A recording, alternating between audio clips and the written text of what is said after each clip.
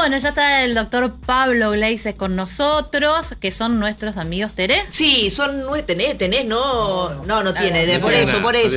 Son nuestros amigos de Legalnea, y acá es cuando va el video, pero en realidad, bueno, esas son cosas que pasan. Ahora para cerrar le vamos a... Mira, yo le quiero a todos nuestros amigos de Legalnea, pero al doctor lo queremos de una manera muy especial. ¿Sabés que trajo mandó facturas? No, porque manda facturas. Son todos buenos, pero usted es mejor. Así.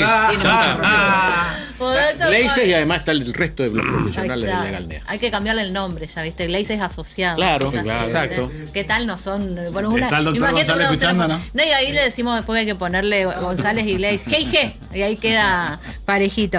Bueno, ahora vamos a tomar contacto seguramente a través del Zoom. Está en el estudio el doctor González. Ahí lo tenemos. No, mirá, está al aire libre. Está haciendo footing. Haciendo patria, va a entrar una audiencia en cualquier momento. Y bueno, entonces hablamos primero con él, así lo liberamos de esto que habíamos anticipado al principio, que es noticia hoy nacional, de un fallo de la Corte en donde limita los intereses excesivos en las indemnizaciones. Pero el caso que analizó había llevado una actualización en más de 7.700%. ¿Cómo es esto, doctor? Buen día. Buen día, ¿cómo están? ¿Cómo les va? Yo por acá trabajando en San Cosme, lo que ven atrás es el Juzgado de Paz de San Cosme, donde tenemos una audiencia. Bueno, sí, efectivamente fue una novedad este fallo en un tema que es muy crítico en la actualidad con el proceso inflacionario que estamos viviendo.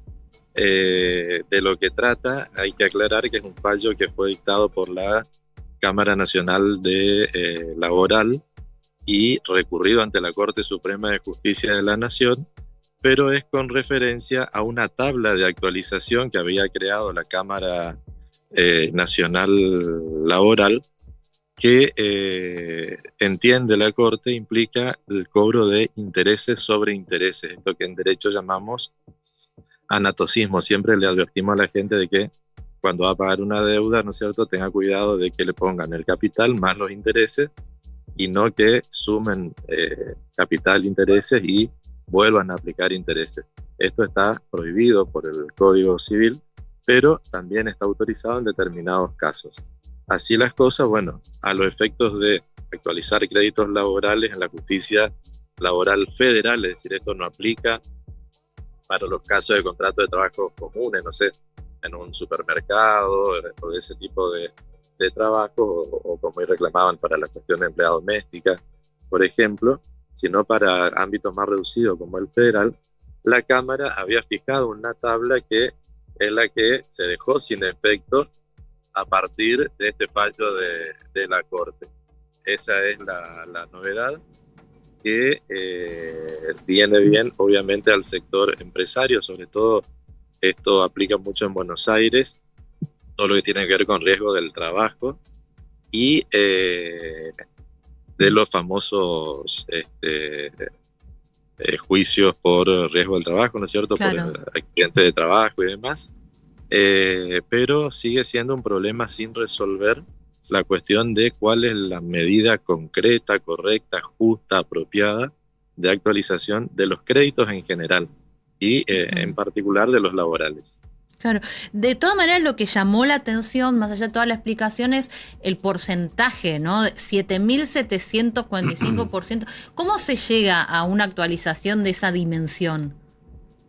Bien, el tema es así. La Cámara vino durante diversos años haciendo esta tabla para actualizar, y en el año 2022 hizo una actualización en virtud de la cual estableció que, dado el proceso inflacionario, desde que alguien notificaba la demanda, es decir, yo inicio un juicio laboral, le notifico al ex empleador, a partir de ese día, anualmente los intereses se capitalizaban. Es decir, yo demandaba por 100 pesos, al año sumaba los intereses, supongamos una inflación del 30% anual, teórica, digamos, ¿no? Porque ya sabemos que es más alta.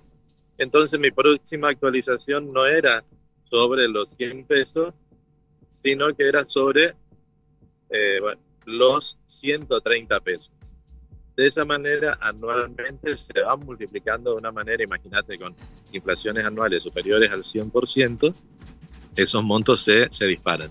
En algunos casos, como este que se resuelve, se llega a ir más allá de lo que es el costo de vida, digamos. La actualización es más alta de lo que es, por ejemplo, el costo de vida, que es lo que se trata de mantener incólume, digamos, de preservar, de que con el tiempo el empleado no pierda la capacidad adquisitiva de su salario, ¿no? ¿Cree que este criterio se va a aplicar y que puede tener algún tipo de incidencia, no solo en el fuero federal, sino también en los juzgados laborales provinciales?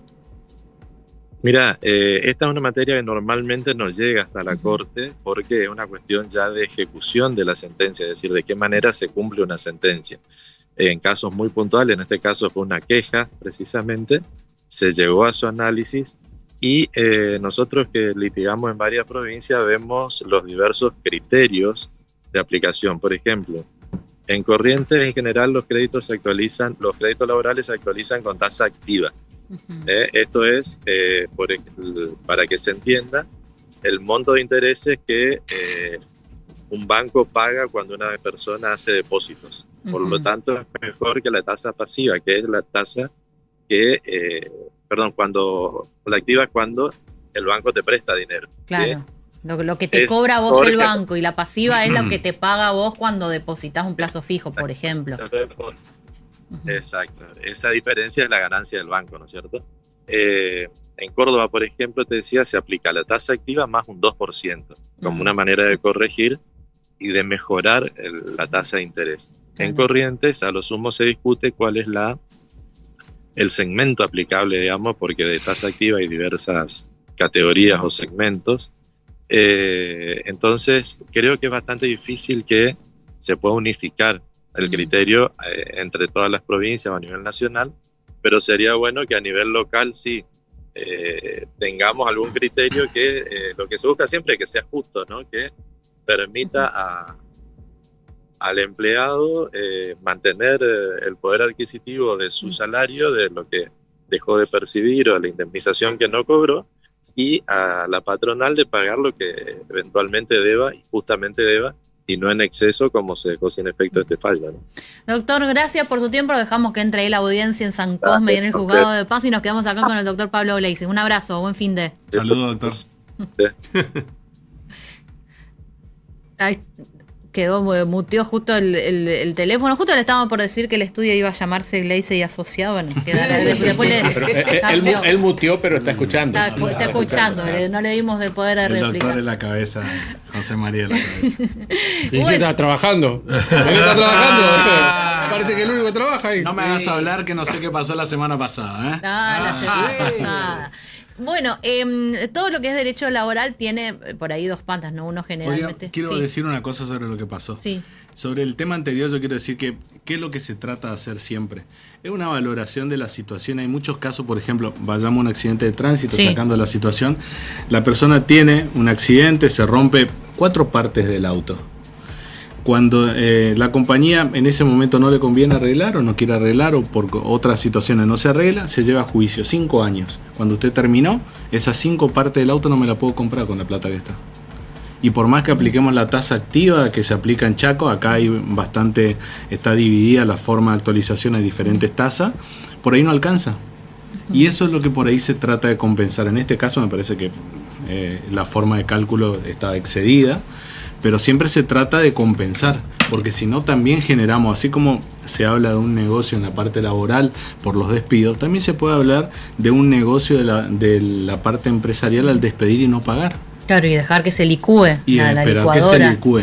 Entonces, por eso es que se trata de buscar un punto medio, pero tal vez este caso fue excesivo. Hay que buscar otra manera de actualizarlo. Igual, todo esto se da en un contexto en donde tenemos una inflación desbordada, porque si no, en otro contexto, más allá de que el paso del tiempo te permita algún tipo de interés, no estaríamos hablando de estas cifras siderales.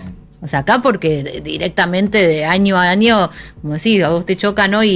Pero pasa con los seguros. Cuando vos haces el reclamo en el seguro, por ejemplo, por una óptica que se te rompió y si te llegan, hasta que vos comprás esa óptica, la plata que te dieron o que te autorizaron no te cubre ni a veces un porcentaje mínimo. Encima, arreglaste y te pagan a los 45 días hábiles. ¿Listo? No existe eso. Hoy en día eso no es negocio. No, Por eso digo, pues a mí no me gusta tanto lo del país normal, porque no creo que seamos tan anormales, pero en un escenario de mayor estabilidad, estos problemas no serían problemas. No, seguro que no. Estamos en otra cosa. Bueno, hablamos, el derecho laboral muchas veces, hablamos siempre de la relación y de fallos vinculados a trabajadores, pero también tiene otro actor fundamental, súper en la mira, de lo cual por ahí se conoce poco, pero que son a veces como el enemigo público número uno, que son los sindicatos. Y a partir de ahí, todo lo que esto implica. ¿Hay mucho de estigmatización con el tema sindical? Yo creo que de parte de los actores directos hay una deformación de la figura o de la actuación que deben tener o la forma en que deben manejarse. Ajá. En este caso, en el que estamos refiriéndonos, sí, son delegados. Delegado sindical. Exacto. ¿Quién es el delegado sindical? ¿Un trabajador? Exactamente, pero es el delegado que está el día a día con los trabajadores. Es otro trabajador, ajá, que tiene contacto con el sindicato y con la empresa. ¿Pero tiene que trabajar el delegado sindical? El delegado sindical trabaja. Tiene algunos beneficios por ser delegado, para saber cómo la está pasando su otro compañero. Recibe los reclamos si tiene que ir hasta el sindicato. O sea, tiene algunos beneficios como delegado. Ajá. Pero no es que va a estar en una oficina del sindicato y... Normalmente no. Porque yo creo que parte del descrédito que tienen los sindicatos es del mal uso que se han hecho de estas figuras durante mucho tiempo. Bueno, ¿qué pasó en Chaco con justamente 8 delegados sindicales?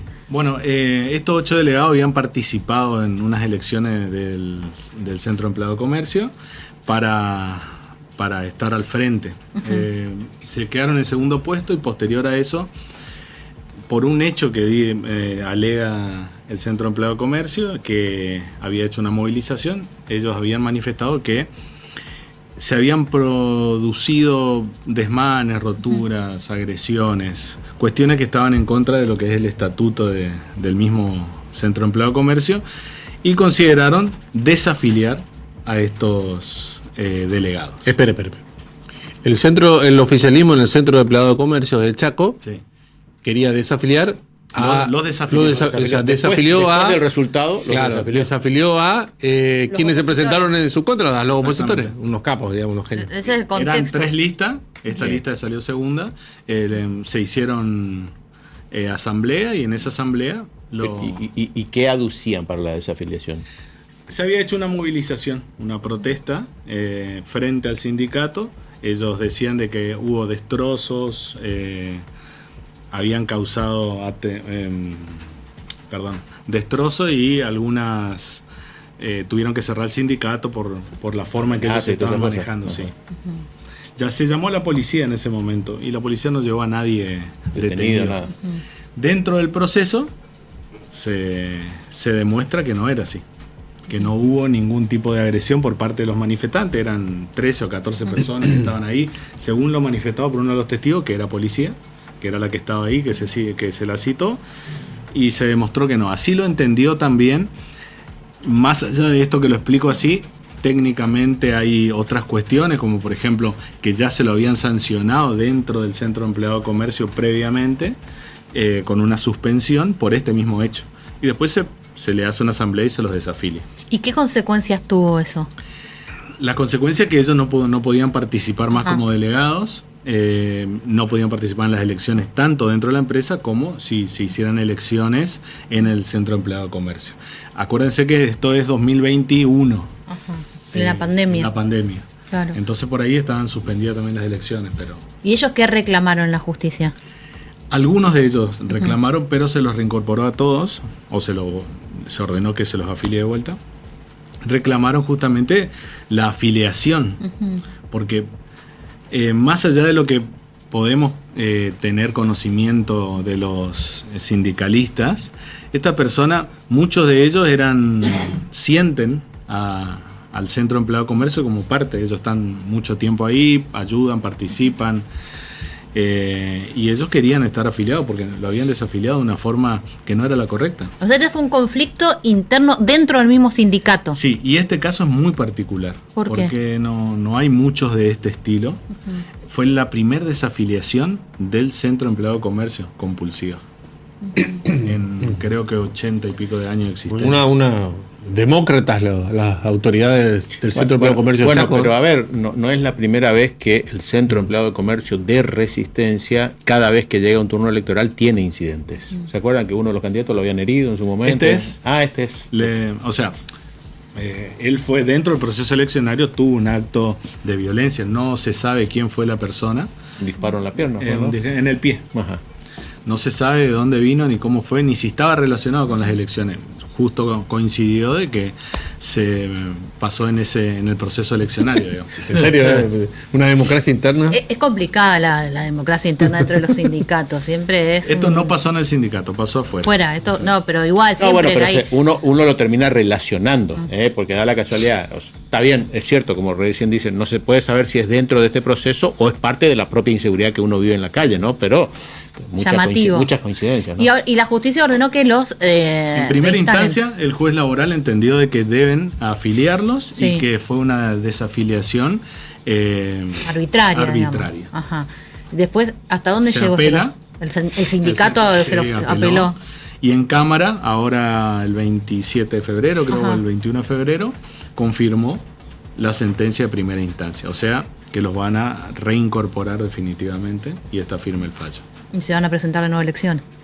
Y cuando haya elecciones, más que seguro hay que ver si quieren presentarse o no, porque no son los mismos tiempos de aquel momento a este, hay que ver.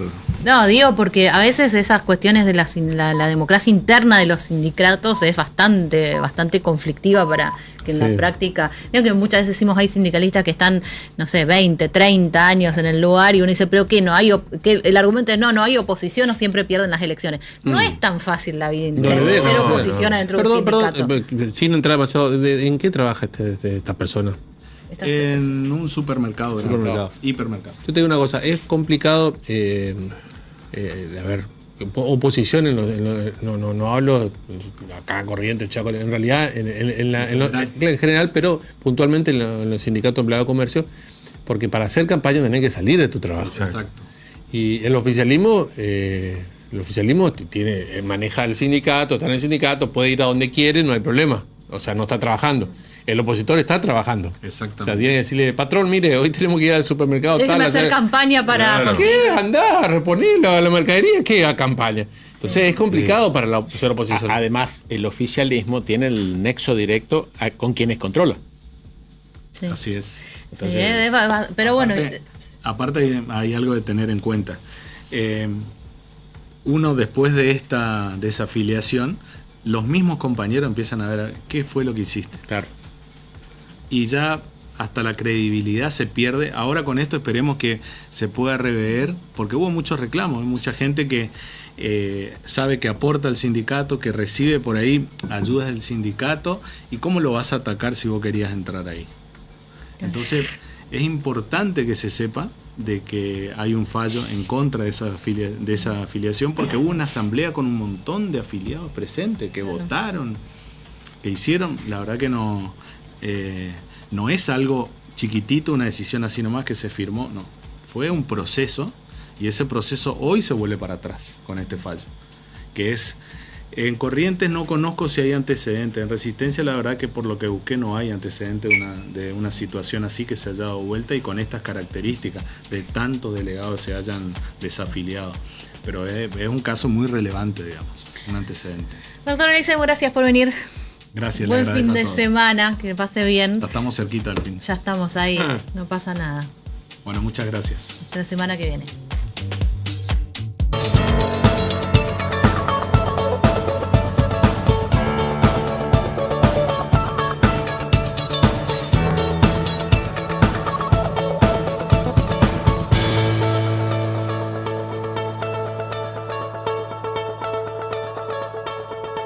Transmite LT7.